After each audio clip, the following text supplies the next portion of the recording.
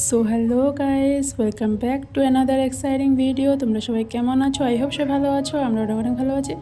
তো দেখতে পাচ্ছ সকাল সকাল কিন্তু আমরা বেরিয়ে পড়েছিলাম। আর কোথায় যাচ্ছি ব্লগটা দেখতে থাকো, তবে তো বুঝতে পারবে কোথায় যাচ্ছি আর কে কে যাচ্ছি। অবশ্যই তোমাদের সাথে শেয়ার করব। তো আমরা টোটাল 9 জন যাচ্ছিলাম। আর এখানে দেখো অনেকে কত সুন্দর লাগছে, তাই না? তো চলো ভিডিওটা কন্টিনিউ দেখতে থাকো। সকাল সকাল কিন্তু ওয়েদারটা খুব দারুণ ছিল। আর টোটো করে আমরা যাচ্ছিলাম এখন জংশন। আমাদের বেরোনোর কথা ছিল আরও সকালবেলা, বাট বৃষ্টির কারণে হয়তো সেটা হয়ে ওঠেনি। তারপর জংশনে আসলাম। জংশনে এসে দেখি তো ট্রেন নেই। তারপর ট্রেন নেই, এখন কী করবো? সবাই মিলে এখন যাবো বাসে। আর চলে গেলাম বাস স্ট্যান্ডে। আর বাসে করে কিন্তু কারোরই যাওয়ার ইচ্ছে ছিল না, কিন্তু আমাদের কোনো অপশন ছিল না। আর যার জন্য বাসের টিকিট কেটে বাসে উঠে পড়লাম। তো এখন বাসে করে যেতে হবে। আর বাসে চলতে গেছে আমার একদমই ভালো লাগে না, বাসে চললেই বমি পায়। কিন্তু কিছু করার ছিল না, নিয়ে নিয়েছিলাম সাথে হাজমোলা। তো চলে গেছিলো। তো এই যে তোমরা দেখতে পাচ্ছ ব্রিজটা, এই ব্রিজের নাম আমি ঠিক জানি না, কিন্তু ব্রিজটা ছিল অনেকটা বড়। আর নদীটা দেখে তো পুরো ভয়ই লাগছিলো। আর বৃষ্টির দিন দেখতেই পাচ্ছি জলটা কেমন লাগছে। আমার তো জল দেখে খুব ভয় লাগে। তারপর ব্রিজটা পার করার পরে দেখলাম ঠিক কতগুলো দোকান বসেছে, কারণ এটা শ্রাবণ মাস চলছে। আর তোমরা যারা যারা জলপেশ যাচ্ছ, এখান থেকে কিন্তু জিনিসপত্র কিনে ঠাকুরকে পুজো দিতে পারবে।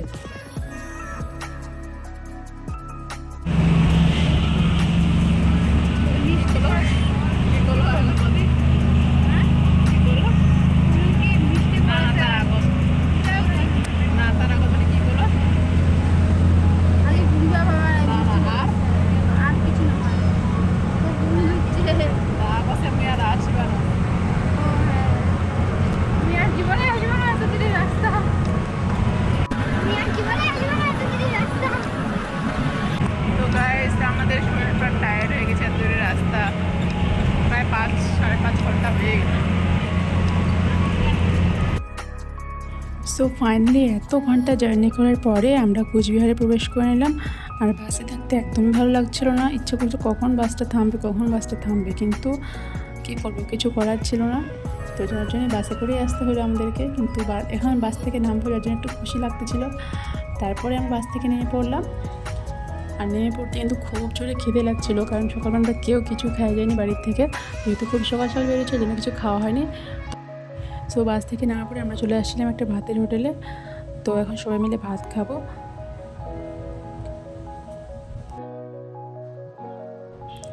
সো আমার থালিটার জন্য একটু ওয়েট করতে হলো। আর ওজন তো খেয়ে নিচ্ছিলো। তারপর অনেক ওয়েট করার পর আমার থালিটা চলে এসেছে। তো এখন খাবো। আর খাবারটা দেখে ভালোই লাগছিলো, বাট যখন খাচ্ছিলাম আমার মুখের এক্সপ্রেশন দেখলে তোমার বুঝতে পারে খাবারটা কীরকম খেতে হয়েছিল। তো আমার মুখের এক্সপ্রেশনটা একটু দেখে নাও। মানে একদমই বাজে ছিল খাবারটা, কিন্তু খিদের জন্য আর কি খেতে হলো। তো চলো খাবারটা ফিনিশ করে নিই।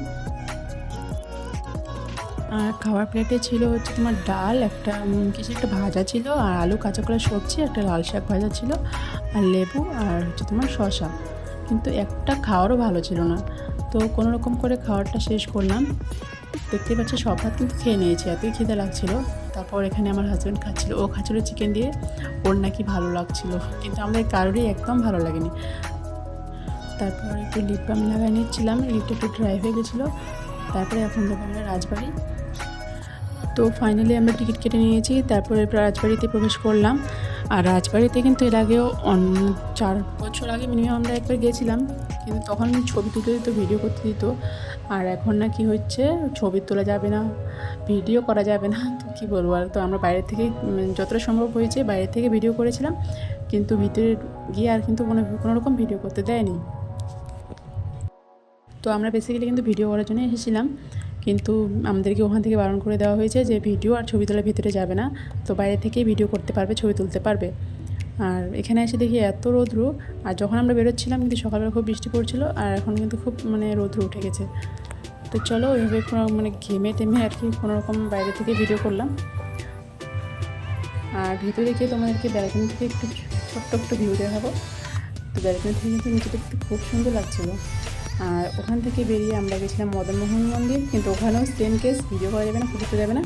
যার জন্য ওখান থেকে আমরা বেরিয়ে আমরা চলে গেছিলাম কোথায়। তো তোমরা ভিডিওটা দেখে অনেকেই হয়তো বুঝতে পেরে গেছো যে আমরা কোথায় আছি। হ্যাঁ, আমরা আছি বং মিডিয়া উজ্জ্বলদার রেস্টুরেন্টে, হচ্ছে ধামাল আড্ডা। তো আমার অনেক দিন আসছিলো এখানে আসার। তো ফাইনালি আজকে আমরা যেহেতু একটু সময় পেয়েছিলাম রাজবাড়ি থেকে বেরোনোর পরে, আর আমাদের সন্ধ্যাবেলা ট্রেনও ছিল, মানে 1 ঘন্টার মতো সময় ছিল হাতে। ওই সময়টায় আমরা ধামারবাড্ডায় চলে এসেছি। তো ভিতরে ঢুকে মানে খুব সুন্দর একটা পরিবেশ, একটা তিস্তার ধারে একটা রেস্টুরেন্ট, খুব সুন্দর, মানে খুব সুন্দর বলে বোঝানোর মতো নয়। যারা যারা এসেছো অবশ্যই জানো কেমন দেখতে আর ভিতরের পরিবেশটা ঠিক কেমন। আর আমরা আসছিলাম আজকে সানডে, তো কিন্তু আমি ভাবছিলাম যে প্রচুর ভিড় হবে আর কারোর সাথে হয়তো দেখা হবে, কিন্তু এখানে কেউই ছিল না, আর কোনো কাস্টমারও ছিল না। আমরাই তারপর দেখলাম যে 4-5টা পুরো ফাঁকা। সানডের দিন আর 4-5টা এত ফাঁকা দেখে মানে কেমন লাগছিলো। তারপর ওখানে একটা কাকু বসেছিলো, তো কাকুটাকে জিজ্ঞেস করলাম যে আজকে সানডে বাট এত ফাঁকা কেন। তো বললো কিছুক্ষণ আগে কাস্টমার ছিল, কিছুক্ষণ আগে চলে গেল। আচ্ছা। তারপরে আমরাই মানে 4-5টা মানে আমরা পুরো ঘিরে নিয়েছিলাম এরকম, আমরা পুরো 9 জন গেছিলাম।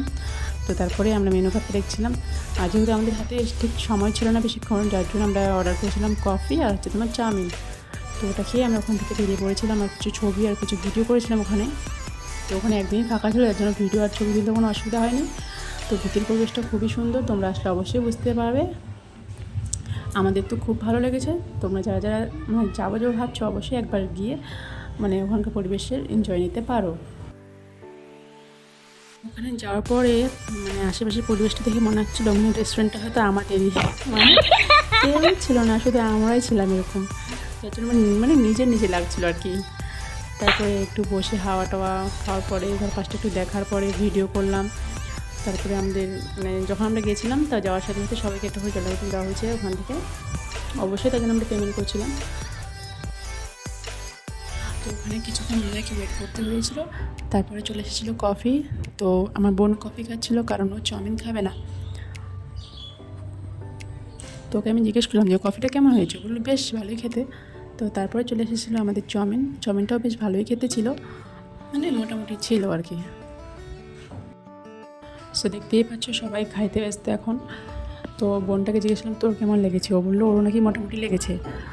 তো আমারও মোটামুটি লেগেছে আর কি। তো এখন এখানে খাওয়া দাওয়া ফিনিশ করার পরে আমরা একটুখানি ফটো আর ভিডিও করেছিলাম। তারপরে চলে গেছিলাম আমরা নিউ কোচবিহার, কারণ আমাদের ছিল ট্রেন 6টার দিকে। তো দেখতেই পাচ্ছি সবাই ভিডিও আর ফটো নিয়ে ব্যস্ত। তো চলো এখন এখান থেকে বেরোবো। সো ফাইনালি আমরা এখন এখান থেকে বেরোবো, কারণ আমাদের হাতে আর সময় ছিল না, যেহেতু 6টার দিকে আমাদের ট্রেন ছিল। তো তার জন্য ওখান থেকে মানে কিছুক্ষণ থাকার পরে আমরা ওখান থেকে বেরিয়ে গেছিলাম। আর এখানে এসে আজকে কারোর সাথে দেখা হলো না, মনটা কিন্তু খারাপ হয়ে গেছে একদিকে। ভাবছিলাম কারোর সাথে হয়তো দেখা হয়ে যাবে, কিন্তু কারোর সাথে দেখা হলো না।